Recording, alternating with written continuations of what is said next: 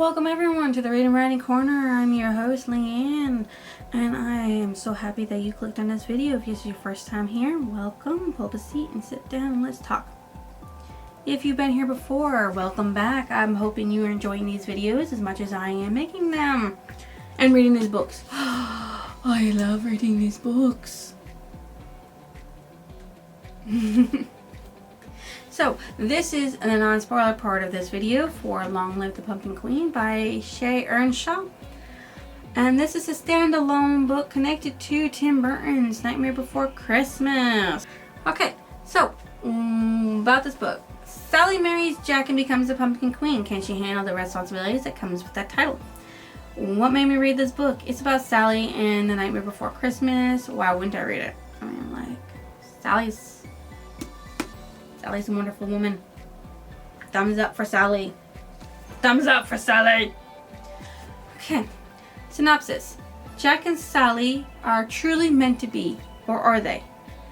Sally Skellington is the official, newly minted Pumpkin Queen after a whirlwind courtship with her true love Jack, who Sally adores with every inch of her fabric seams.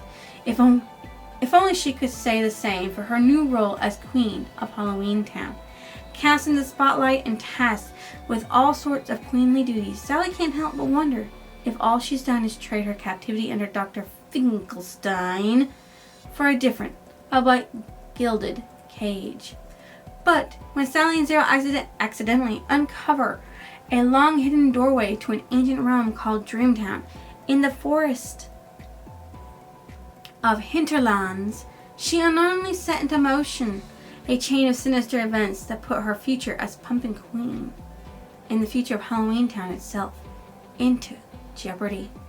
Can Sally discover what it means to be true to herself and save the town she's learned to call home? Or will her future turn into her worst, nightmare? With a little question mark. Nightmare didn't end after Christmas is on the back of this cover. I'm sorry, that's slightly broken. Like I said, I thought somebody was trying to kidnap my book because they thought I was getting some awesome stuff.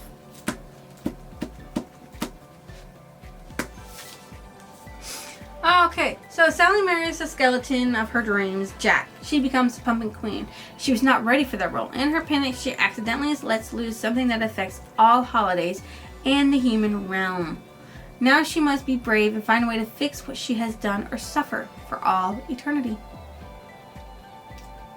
The setup of Sally and Jack was done well and bravely because the author wrote this book on the assumption that you watched the movie. The setup of the new characters was given enough details to understand them and their motives. We did not really have a lot of time to understand Jack's motives, but most of the book was dedicated to Sally's, not Jack.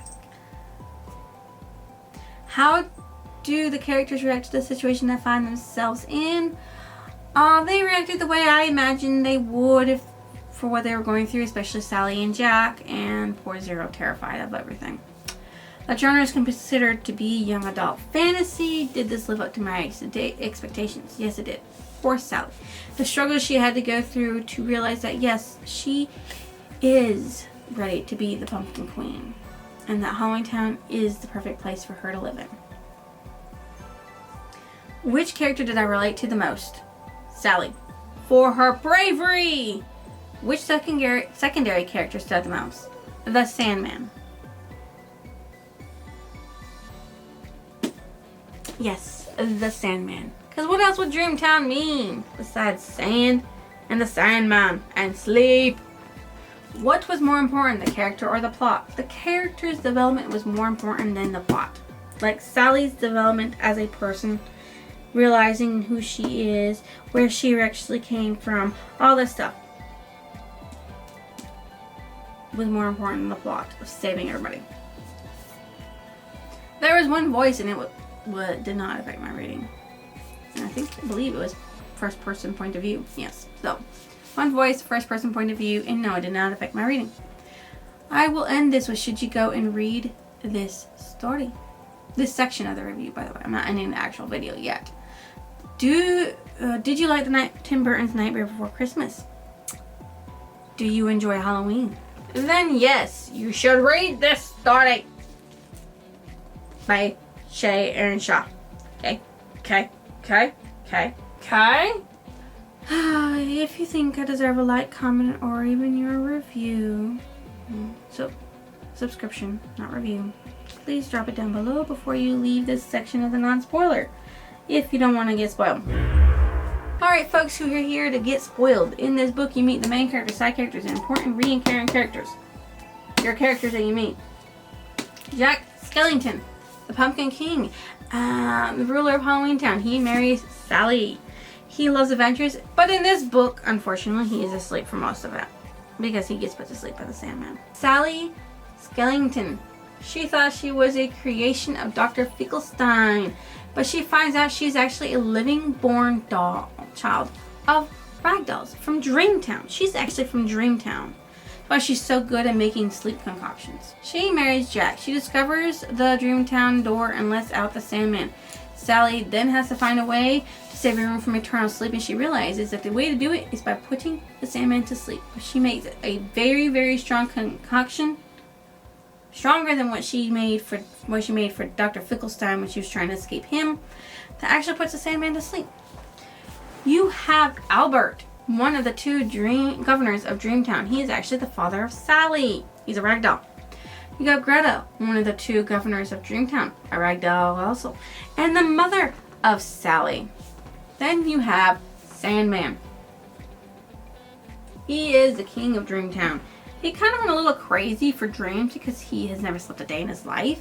So when Sally put him to sleep, he loved it and he was able to have his own dreams. So he's like, Sally, if I come to you, will you supply me with this sleep potion so I can dream? And she's like, yeah, sure, I can. Because he's not actually a bad guy. He's just, well, he just wanted to sleep. Can you blame him? Thousands of years unable to sleep. Just wanted to sleep. The last one I'm going to talk about, because I'm not going to mention none of the characters from Halloween Town, nor any of the other towns. They weren't as important, because you do go to Valentine Town and you get to see the Queen there and the Cupids and all that, and then you get to go to St. Patrick's Day, where yes, she's given a 4-leaf clover by one of the leprechauns that's not asleep, because he did not get put to sleep because he ran very good for luck. So yes, there's all of that. So the last character I really want to mention is Dr. Finkelstein, the doctor of Halloween Town. He found the Dreamtown door back when he was able to walk, and he went inside of it because he wanted to study dream sand, but instead he saw Sally, a living rag doll, and kidnapped her and made her forget that she was from Dreamtown. He hid the door, forced Sally to drink his potion, and made her think that she was his creation and daughter. He also has a wife, by the way. Didn't know that either. And he also took away all of the stuffings that she had and put dead leaves inside. Her cloudy, cottony stuffings with dead leaves. The one point of view in this story, which is first person, is Sally Skellington's. So my favorite character was actually the leprechaun that Sally met. He was quick on his feet and had not been put to sleep by the Sandman. He also cared about Sally's plight, but not enough to go with her. He did give her something to help. He was more focused on his pot of gold at the end of the rainbow, which he could never find.